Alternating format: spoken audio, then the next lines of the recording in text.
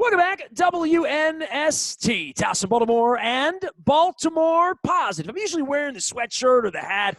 I'm leaving it up to Don here this week. In the aftermath of elections and holidays, we're into a new calendar year, but we've got some of the same problems, but we got some great guests. All of it brought to you by our friends at State Fair in El Guapo over in Catonsville. Our friends at Franco's, where I got to get over there, get a pizza and some meatballs and a bookmaker sometime very, very soon. And our friends at Faithley's are still shipping those delicious, when they arrive, you know they love you if they ship you Faithley's crab cakes. So you don't have to just do it on Christmas or New Year's. You can do it anytime. And Valentine's Day is coming up, so Super Bowl Sunday, and the Ravens might be involved in that. Don, this is one of my favorite county executives. Not that I pick favorites, but he likes me, so I like him back. And I know we've been through this before. We got together, C.E. Pittman, we got together with all of you within 6 or 8 weeks of COVID last year. So we have all of these conversations that were fresh to General Assemblies and moving in and all these different things occur and then COVID hits, and then everything sort of moves to that. But this week it's been a lot about transition and elections and power and stuff that's going on at a federal level that I don't know if it takes attention off of everything that's going on here, but it's something that has to be discussed. You bet it does. Yeah. It's crazy. I asked Mr. County Executive again. We're with Anne Arundel County Executive Steuart Pittman. Welcome him back. He's a Baltimore Positive alum. We're asking. We've really been talking to folks throughout the day, and I'm trying to think back to when I was county executive, and you're so busy, and you're going from thing to thing, and you're trying to make government work, and you guys are trying to do it in the midst of COVID, which is unprecedented. Walk us through Wednesday's events. We're taping and recording this a day after there was an attempted overthrow of the United States government by thugs at the U.S. Capitol. Walk us through how you became aware of what was going on, because unlike the president, you don't just sit and watch TV all day. Right. And because of COVID, I work from home most of the time. I go into the office when I need to, or if I have some sort of an event or something. But so I was at home, and I think it was actually, I'd gone downstairs and my wife mentioned something. And then I had a Zoom meeting, which I have, almost every hour on the hour, with a couple of my my top, advisors, staff, we were there to talk about other topics. I can't even remember what it was. And we sat there looking at each other, just kind of stone cold silence. Didn't know what to say.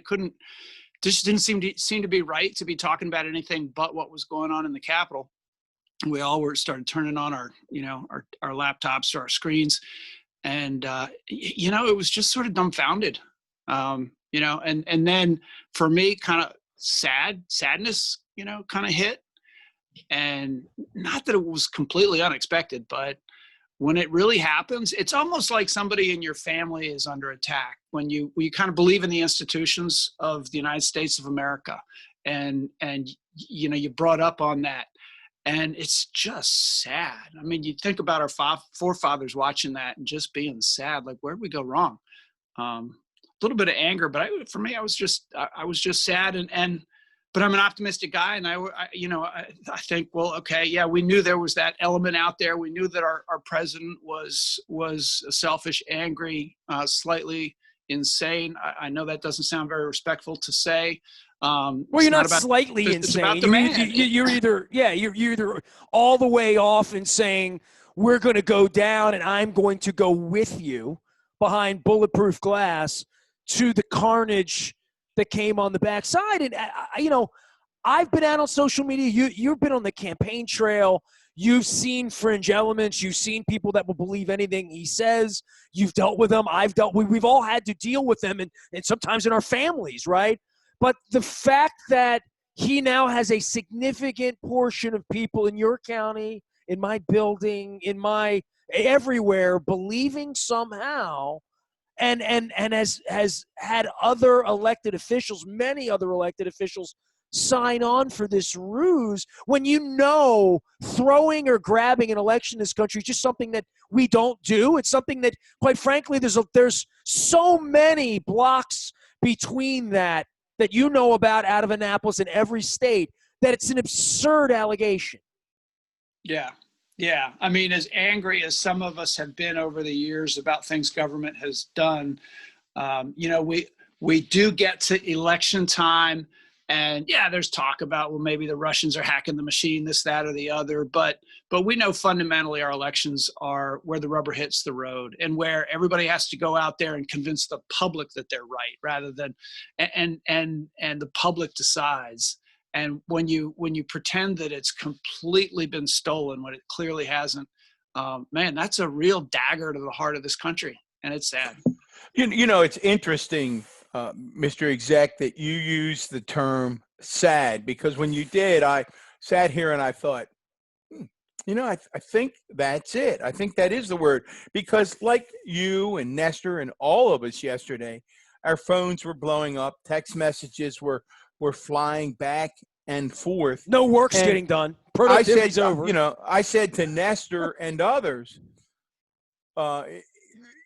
in the middle of the day, I said, I'm a mess. And what I meant by that was, I think it's captured by your word. I think the combination of watching the people's house be overrun by a group of thugs and terrorists, watching the lack of preparation for the event, and then the thought that millions of Americans would either overtly or tacitly be approving of that, and then knowing that within 24 hours, and I hate it when we're right, predicting. I said to someone early afternoon, just start the clock.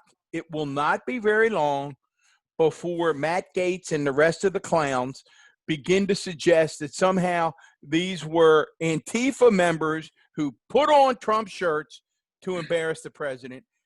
And the sad thing is that with social media platforms, millions of, and I follow them, I see them, millions of Americans are now, including backed up by some of the outlets and some of the hosts on Fox News, that you have to understand this was likely Antifa trying to make Trump look bad.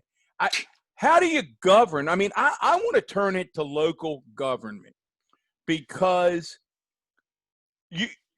I have so admired, and this is going to sound a little bit like like I'm sucking up to you, so to speak, but I'm not. I'm giving you an honest take, and I'm going to tell you some conversations I've had with folks recently about some controversies that you've been involved in. I have watched you try to navigate COVID and small business, particularly the restaurant industry. And you've been courageous. You've been courageous. You have not wavered. You have stuck to the idea that science will drive what you do in Anne Arundel County. And I want to talk a little bit about that, because here's my take on that. I say, and I have a lot, like I'm sure you do, I have a fair, Nestor has a lot. We have a lot of friends that are small restaurateurs. When you shut down places in Anne Arundel County, it does cost me money. Yeah, it costs Nestor money, because they're some of his clients as well. We reckon these are our friends. They're hanging by a thread. But what I try to say to people, and again, I go back to my executive days, on what day of the week would I go to bed at night and say, I got a good idea. You know what I'm looking forward to tomorrow? I'm going to shut down restaurants, because I think that will really be good for the county and good for, I can't wait until we shut down restaurants. I said, do you think any executive would make that kind of difficult decision without tremendous introspection? So first of all, congratulations for the courage, and walk us through what it's felt like in your decision-making process.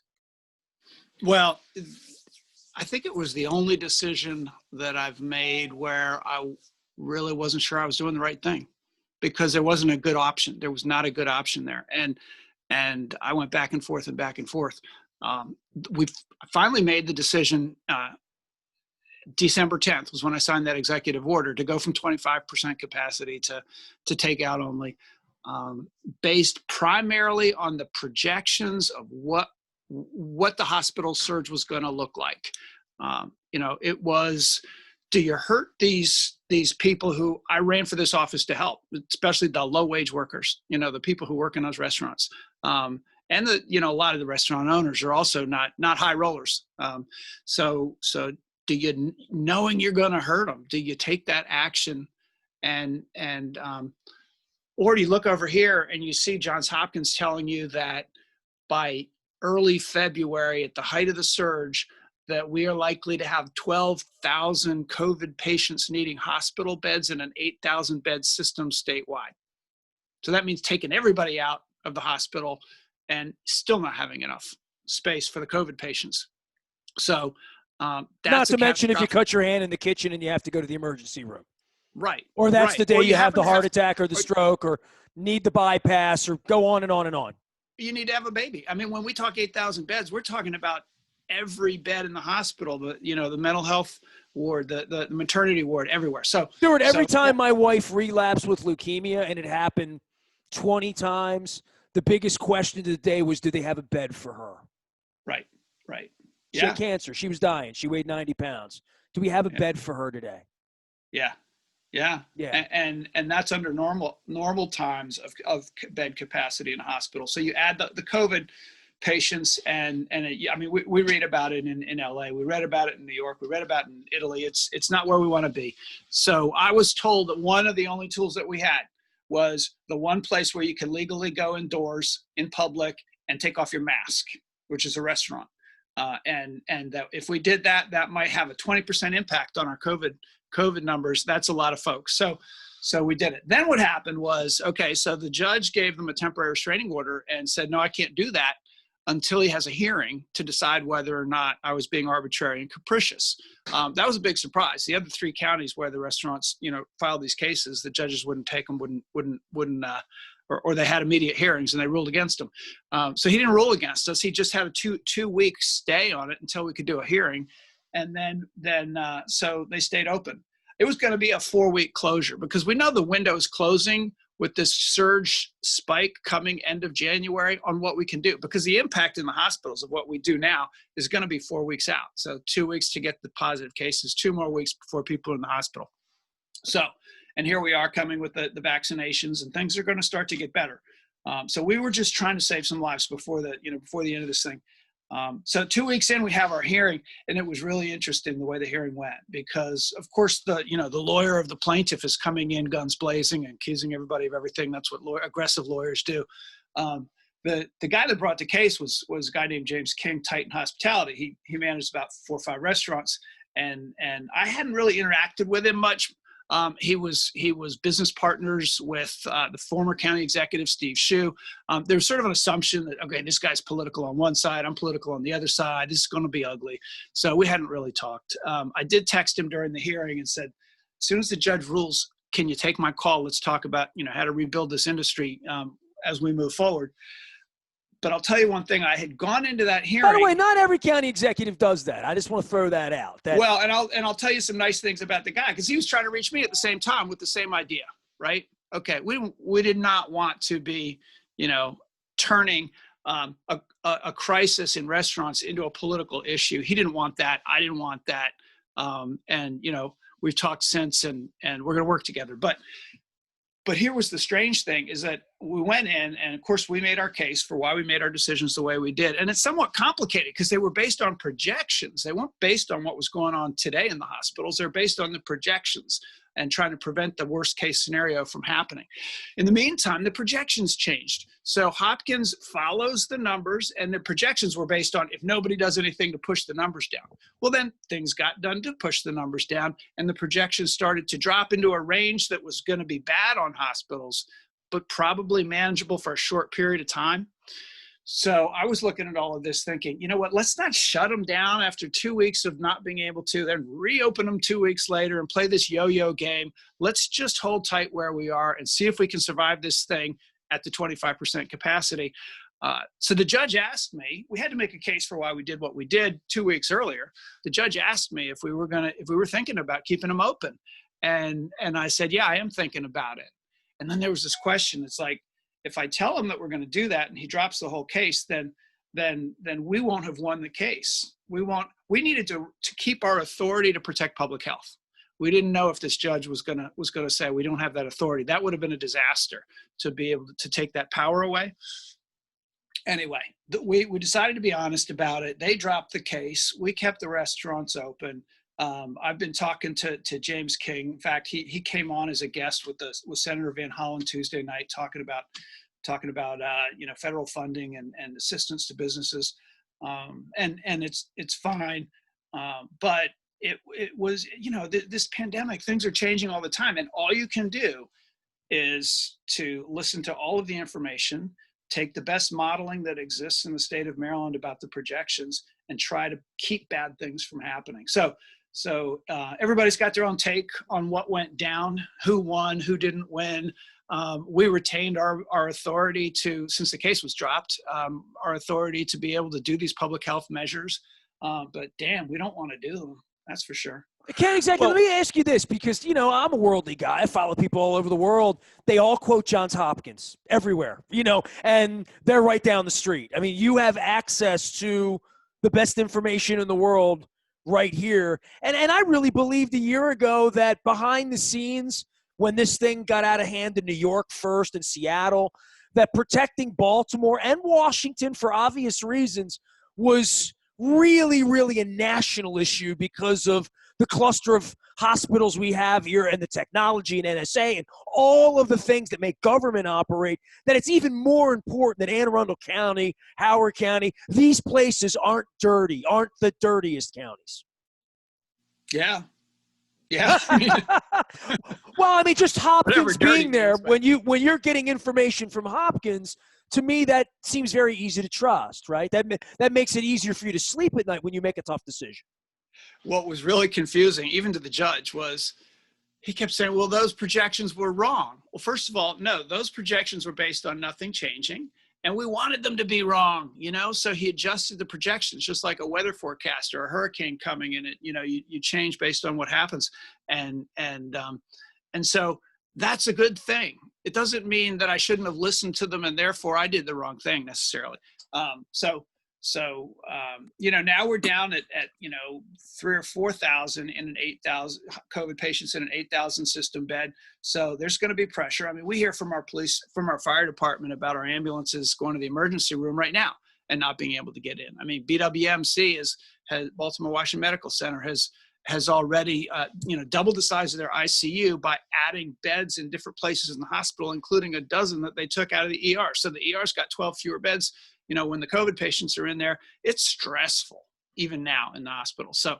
And we're still under 2,000. So we're going to get, at least another 1,000, maybe 2,000 more in the state COVID patients. We're heading for a difficult time still. But the question is, can we keep our businesses operating? I think we can keep our restaurants at least at 25%. And I'd like to get them back to 50%. I know they do everything in their power to keep from spreading the virus, but the problem is people got to take off their masks to eat the damn food, drink the drink. It's really a challenge, and tied to that challenge, I think, county executive is, and again, I always caution folks, so you understand that the county executives aren't the school superintendents. They're not the school board. So the example I used it with county executive boss, said, we're the banks. We write them a check, my friend Kevin Kamenetz used to say, and then they go spend the money. But having said that, probably other than restaurants, the most visible thing that you're involved in, and I'm sure you hear all the time, moms and dads are cooked. Man, they've tried, they've had it. Teachers have knocked themselves out. Update us as to where Anne Arundel County is in terms of getting kids back to school and how you think this might play out. Well, that's another thing that, things change as we move through this pandemic. So our health officer and our superintendent and our school board set a metric that said, we're going to open, starting with elementary, as long as we're not above 10 cases per 100,000 people, right? Well, we were down at 5 cases during the summer, and we were starting to creep up. And by the time the date came to do it, we were well over 10, and they decided to hold off. Okay, so now we're at 50. cases per 100,000. And the plan was we were going to open our schools starting February 1st. So the school board met just Wednesday night and with the health officer and had a conversation about, okay, what does all this mean? Are we still going with our 10% metric? It doesn't look like we're going to be there for a long time. And then he was saying, well, there's new information, just like with Hopkins. There are studies that are showing that at least when you're in the 20 to 30 range of cases per 100,000, you don't have a higher spread. You don't have a higher rate in the school than you do outside. So the school's not really, it's just, you can operate. You can operate at that level. Whether you can operate at 50 cases per 100,000 without creating a big problem is another story. Well, 50 becomes 100, right? Like literally? Right. 5 right. became 10, 10 became 50. Yeah. So they decided they're not going to move. They're not going to pull the trigger for February 1st or 2nd. But I think there's a pretty decent chance they can pull it off by the beginning of March. I mean, the school system needs time to make the transition, but by then the teachers will be vaccinated. If we prioritize teachers in phase 1B, we'll get them vaccinated. So we could have our teachers, all the ones who are willing, vaccinated as they go in. That changes the scenario a lot. And these studies that have come out change the scenario somewhat. So we may be opening our schools at 30 or 40 cases per 100,000 in March. Hopefully we'll be below that by then. Beginning of March, maybe we'll pull it off even before that. But Anne Arundel County Executive Steuart Pittman is our guest, along with former Baltimore County Executive Don Moeller. I am Nestor Aparicio. We're meeting with lots of county executives and leaders. Brandon Scott joining us later on in the month here for Baltimore City, and Johnny O, Calvin Ball, all joining us here at Baltimore Positive, including Speaker of the House Adrian Jones as well. You can check out all that. Don, I love when our guests actually lead us right into the next thing, because we talked about the Trump thing, the businesses, the restaurants. Then he leads us right into vaccines, that's the thing going over the hill, right? That's the thing we're all trying to, that's the next thing on your plate. And, my wife and I sit here, and she's more high risk, being diabetic and whatnot than I. It's like she'll be in line in front of me. But we're all like looking on that U.S. list and saying, I'm 238 million or whatever it's going to be. As you understand it, for a regular old citizen in your county, what do you tell them about being in line for your county that would make Anne Arundel County different than Harford County or different than being in Idaho, let's say? Well, it may be different than Idaho, but it's not different from being in Howard. We're operating. Basically, there's the CDC categories, and then the state is reflecting most of those, but some variation within that. The vaccinations are really coming from the Fed, so it's pretty predictable that there's some problems right now trying to get this stuff rolled out quickly. And just to sort of tell you what it's like on the ground here. Trying to do this is, so last week we had 2,500 vaccinations to get out, and we were following the guidelines. We've got our hospitals doing their own separate thing. We got Walmart and CVS, whose idea that was, I don't know, to do the the nursing homes, and then we've got our health department is doing our other health industry workers and our first responders. So we got that underway. They get an email from the state Saturday morning. Can you take 5,000 vaccinations? If you can get them into people's arms in 2 weeks, we'll give them to you. So, of course, our health officers calling saying, can we make a plan? Do we have the money to be able to pay the people to do the da-da-da-da-da? And so we say, absolutely. So they make the plan to be able to get, these vaccination centers open and staffing and everything, being told that, that they're going to come on Monday, maybe Tuesday, when then it's Thursday, we haven't gotten them yet. So then those people are sitting around with nothing to do. So what people don't always realize is that there's a lot of staffing, a lot of logistics. Well, back up for, I hate to and when you interrupt, have like 0 days to plan, it's difficult, and that'll get better, I think. I hate to interrupt, but I want to back up to that point, because I think this is what interests people. You were supposed to get the 5,000 on Monday. It's Thursday, and you haven't gotten them. Now, were they to come to you via? I could be wrong. They may have come this morning. They hadn't Okay, come last night. well, a day or two. Were they to come to you from the state? Well, not really. The state tells wherever they're coming from. I guess it's state's a middle person, right? They don't actually go. They don't actually go to a state facility and then us. They get shipped directly, but the state is handling logistics of where they get shipped to. Yeah.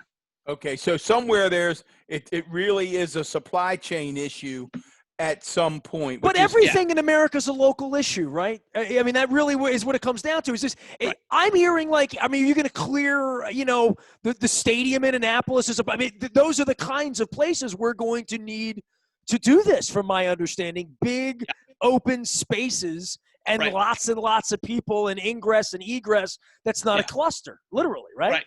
And it's a logistics thing. And that's how we've done the testing, and that's how we'll do the vaccinations.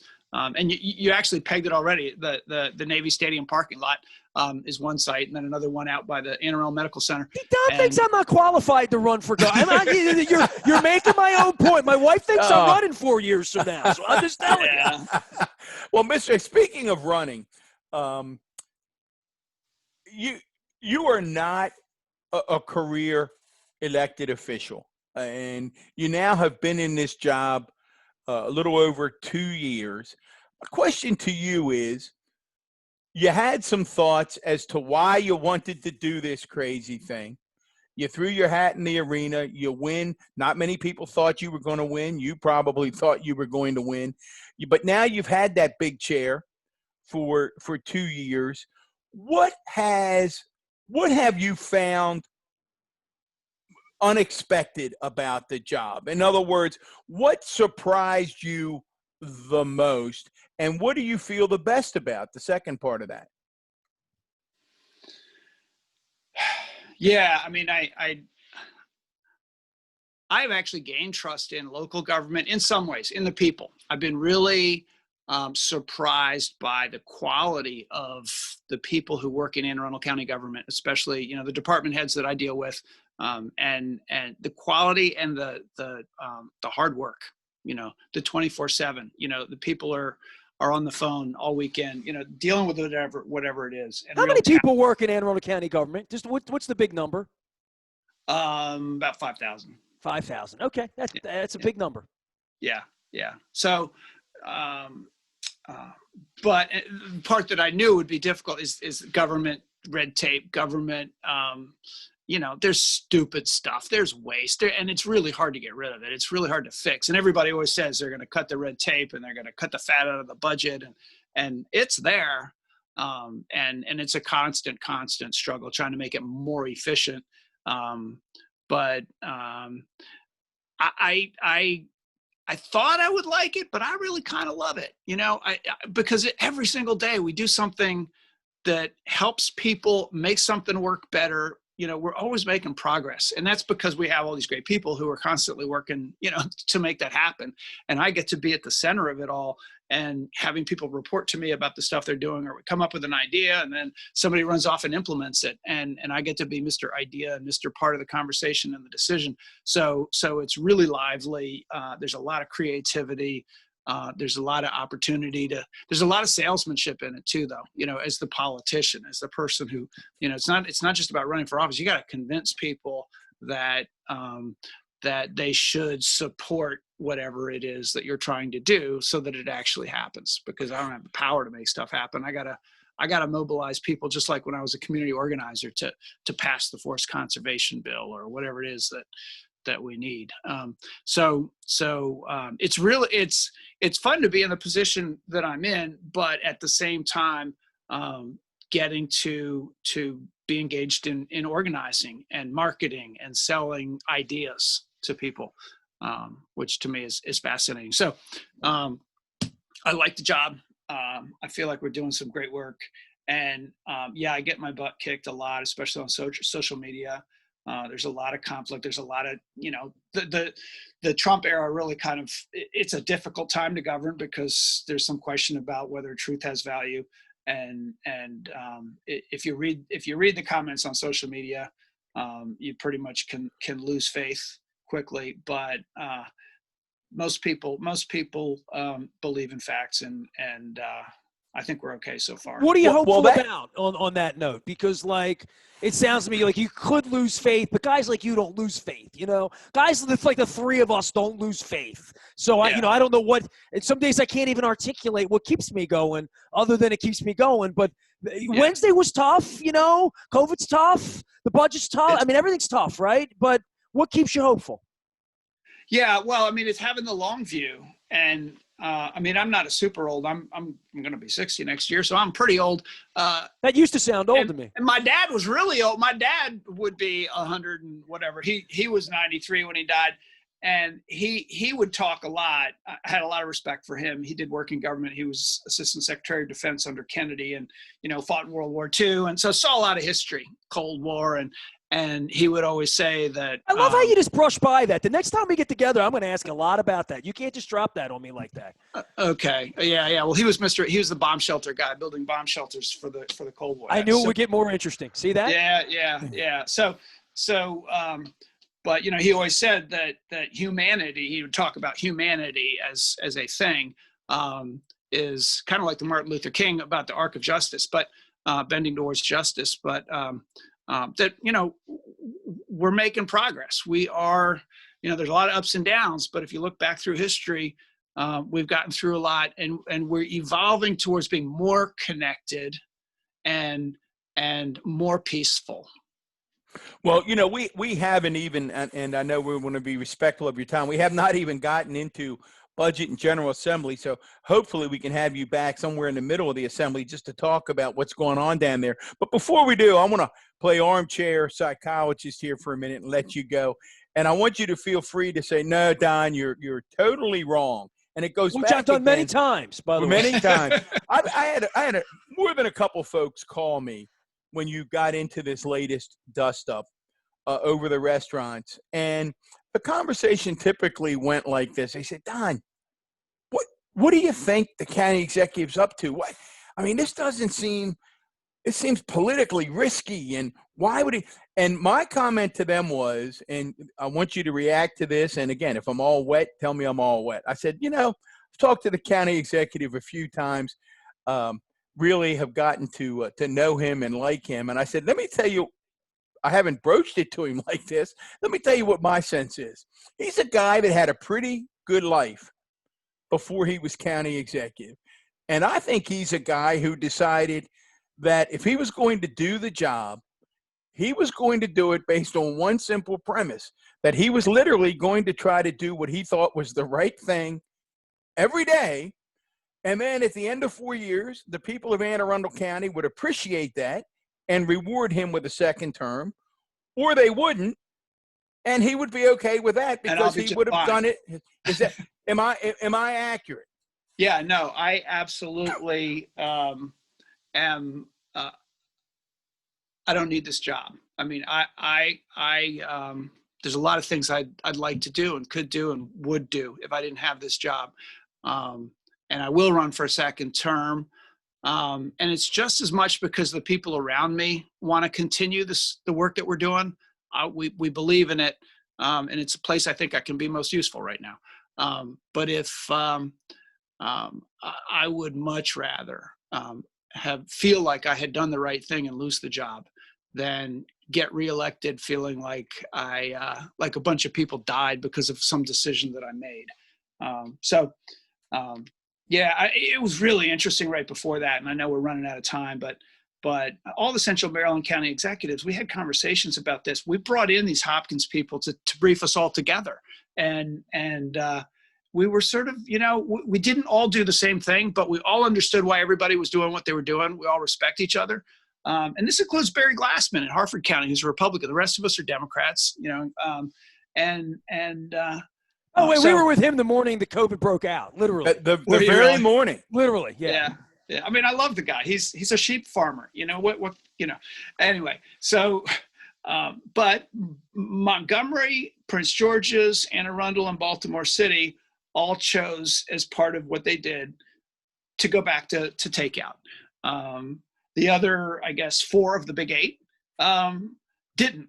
And I got to tell you that, while I think our numbers would have been pushed down further had we done it when we were allowed to do it, I'm not sure it would have made a huge difference in the long run. I mean, Baltimore County didn't do it, and their numbers have come down well. Baltimore City did it; their numbers have come down well. There's no question that restaurants, people dining in, does spread the virus. And I think we struggled with that all summer as Annapolis was drawing people into bars and restaurants, I don't criticize anybody for not doing what we did. I don't think I'm better because I did what we did, because this damn virus just keeps making liars out of us. I used to train horses for a living. We'd always say that, a horse will make a liar out of you every time. Ross Petticourt told me that a long time ago. Yeah. Same with this virus. I mean, there's certain things we just don't, they're bigger than us. Well, good luck with it. Again, thanks. One of Nestor's favorite phrases is thanks for being on the wall. And those of you who are running local government during this have truly been on the wall. I do hope we can come back to you in the middle of the session, talk budget, talk General Assembly. But thanks for showing the courage, and thanks for joining us again on Baltimore Positive. And you'll find me and my wife finding open spaces as spring springs down in Anne Arundel County. You're going to have to give me a couple places where we have to go for a walk. I think we're going to do the BWI airport, that little route around the backside there, watch the planes land. We've always talked about doing that. We're going to do that. Yeah. So, there's a snowball stand right around the corner there, too, over in Ferndale. So we got it all going on. I'll be in Anne Arundel County and see you soon. Thanks for coming on. Give me a call. We appreciate you. There he goes, County Executive Steuart Pittman. I'm also going to borrow his line about being in the place he's most useful. We're trying to be useful here.